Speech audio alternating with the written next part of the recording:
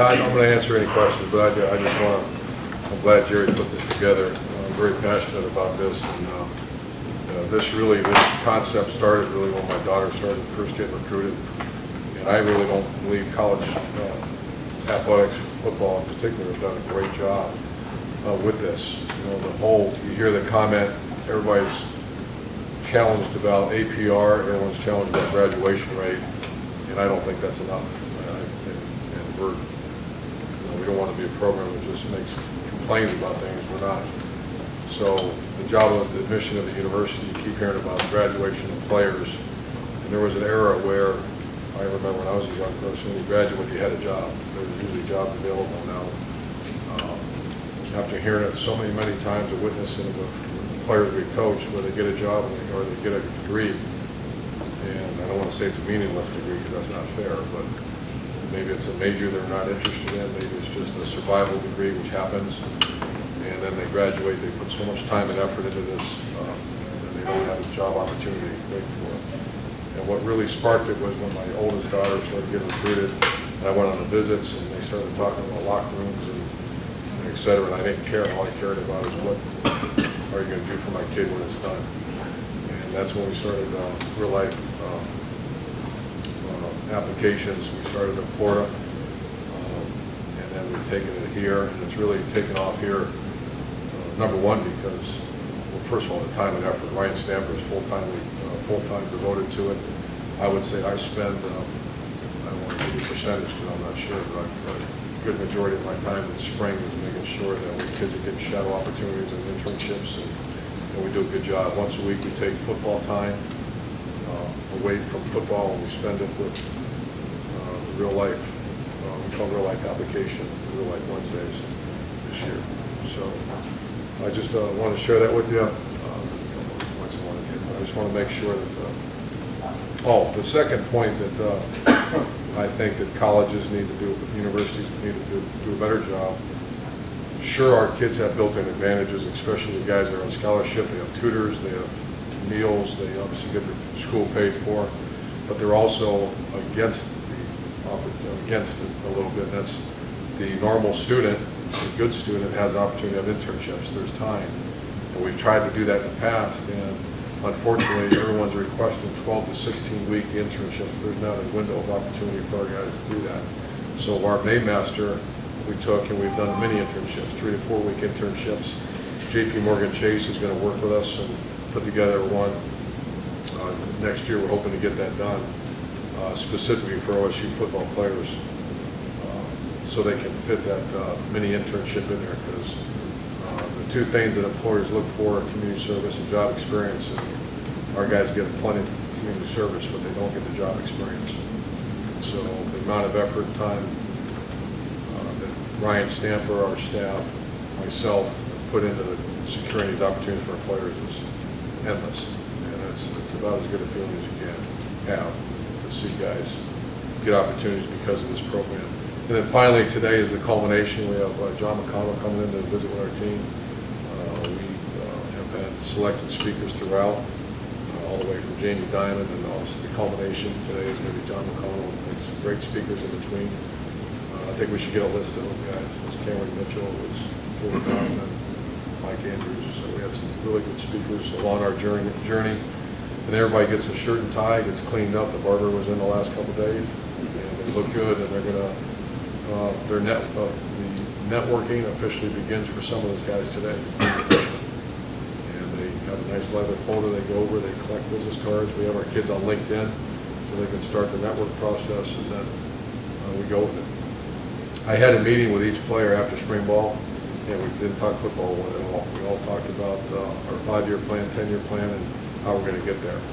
And then they're going to take notes. This is all on their iPads that we provide them.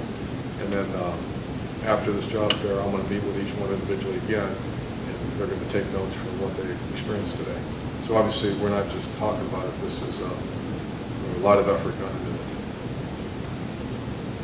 Open up for questions. Steve. Yeah, Coach, just in regards to this program, sounds like this is something you guys have been ramping up and adding more to each year. And just, have you seen some real life examples of guys who've benefited from the first parts of this last year or two the guys that don't get drafted that need to go right into the workforce? Well, now we're able to have testimony. I always use the word theory or testimony. Zach Domico, for example, came in and spoke to our guys about he benefited, he got a job out of this program. And he gives them real life experience. I know Corey Lindsley is playing the NFL, but he came in and spoke this year. So we always get a former player to come in and give them the benefits of what this program has done. So the answer is yes. We obviously the first year we weren't able to because it was a charter program. We just started it. So now to see guys benefit from it. Josh Perry has had plenty of opportunities he's going to have just because of this program and who he is, obviously. I want to follow up just in terms of Braxton Miller and let's say Tyvis Powell, guys who graduated. What are the rules pertaining to what they have to do to participate during this May period and then during the summer? And I presume they have to be in class to play in the fall. Just what are the rules regarding that, and what is maybe in particular Braxton's status as a student right now at the university? Two things you can do. One is take graduate school courses like Darrell Baldwin has done. I think Titus might be doing it. I don't know. We can get that to him. So the kids that have graduated, Braxton has not. He's taken a very light load to stay eligible. And because he has so much rehab to do, that for him to work on a master's degree, we sat down, discussed it, and we both made the decision that's probably not in his best interest because of the time he has to spend on rehab. So each one's different, but you can either continue taking courses like a second major, or you can start graduate work. David. Coach, it's unrealistic. Do you think most players, when they come to a place like Ohio State, especially a place like Ohio State, think that they're going to be NFL players? Most freshmen, when they get here, do they think they're going to be NFL players? That is 100%. 100% of scholarship players who come to Ohio State, top 10 places, they do well. And how do you balance that in recruiting? Obviously, you wanted to sell that Ohio State's a great place to get to the NFL and improve it with. Well, you have to. You have to sell that because the minute you say, well, that's not what we do. And we're very proud. There used to be a stigma, and I get kind of upset when I hear that. Well, don't just think about the NFL. It's like telling a great artist, don't just think about being an artist. A great musician, don't just think about becoming a musician. Absolutely think about it. Now, however, don't let that get in the way of your plan B, we call it. And your plan B is if something happens where you can't live the rest of your life because of what you learned in football, which is the majority of people that play the game. Ryan. No. Do you ever, like when you see Josh Perry get a job offer last summer, for example, do you learn things about the players from how they go through this, and does that factor into things going forward, like captaincy and just general things like that? Yeah, I'm going to learn a lot about our guys today. Fortunately, I'm missing today. First one I've ever missed. But Nate Meyer's got a regional championship to play in Dayton, Ohio.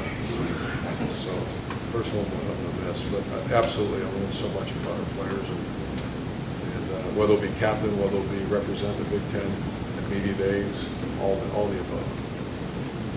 Far left, Lori.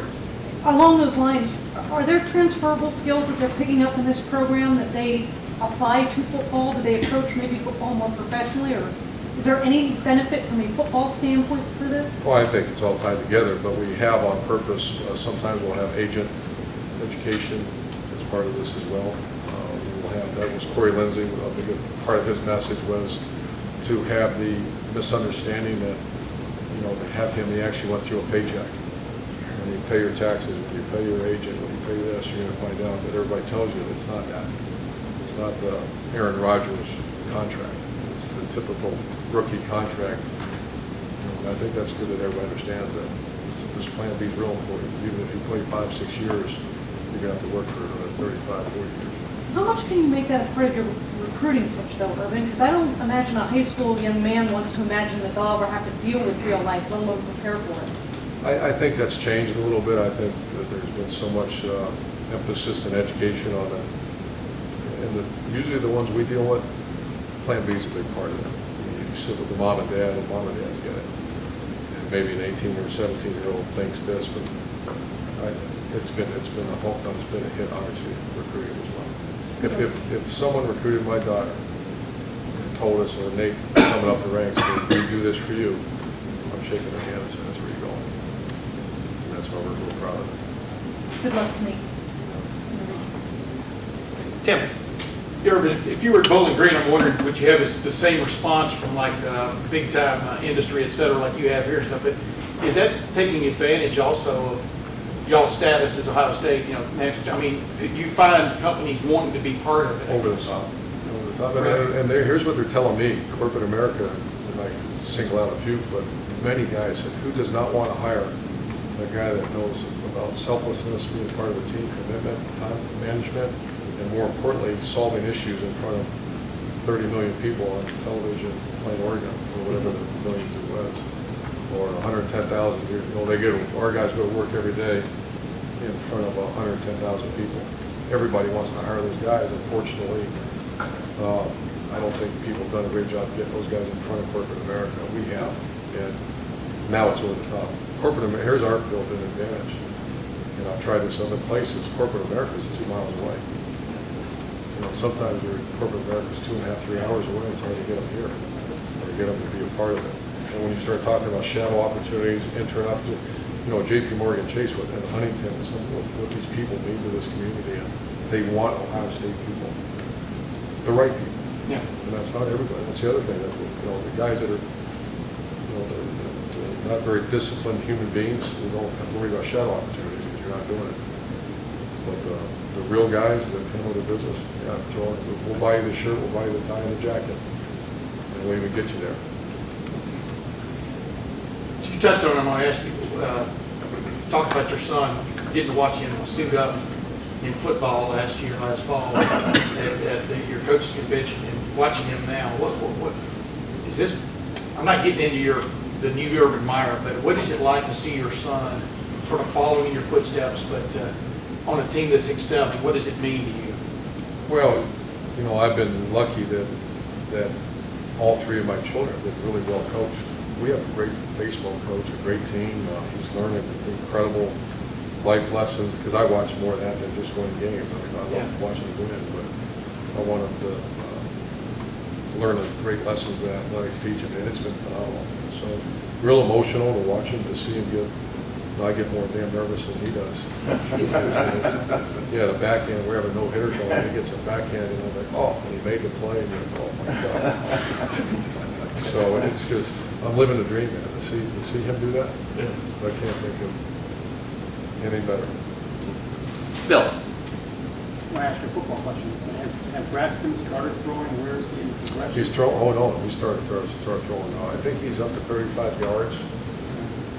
We're monitoring it very closely. He's very aggressive up to 25, I'd say right now. We can't be out there watching, but our strength coach is out there, and he's got good zip on the ball. He's working his tail out. He's in the best shape he's ever been in his life. I don't know if you've seen him, he's kind of tight. He's lost a little bit of weight. He's real muscular. I mean, he's done a great job. How confident are you? Can't know for sure. Just like this time last year, he was in good shape. How confident are you that he physically will be able to complete your job? Oh, very confident. Next week, we'll actually be able to be with him without a ball. So it's called discretionary. These first 3 weeks, they were back. In Maymester, it's called discretionary time. And that we can't be with them. It's all voluntary time, which they've done a very good job of that. Next week, it's mandatory for 1 week. We get to go do, I think it's 2 hours a week. We're going to go out and work with them a little bit. And then they get a week off. Planning when he gets back. No, we can't be out there once again when he's throwing the ball. And you're confident, I mean, he's coming back now. I mean, what has he back. told you straight up he's going to be with you in the fall? Yeah. Yeah. What'd you make of all the speculation out there? He's going there, he's going to visiting that. I really didn't. My wife raised that. I don't know that. It's just people talking, I guess. I don't know. I mean, everybody can. I don't want to look like a clown also makes a decision to do something. But I mean, he's playing for Ohio State next fall. I don't know where that. I don't know where that comes from. Play. Coach, one thing on your son, as a former pro baseball player, I mean, has he come to you, or are there little things in the infield that, I mean, you know what I mean, that you can't risk, hey, let me help you here a little bit? Yeah, I'm funny about that because, I don't want to be that guy that's overbearing. He'll ask. I'll throw my 2 cents if I see something. But he's been very well coached to this point. He's doing great. Is there a contingency? Much better player than his dad. Really? He's got a future? He's got a future? Is there a contingency plan for Braxton if he can't be a quarterback?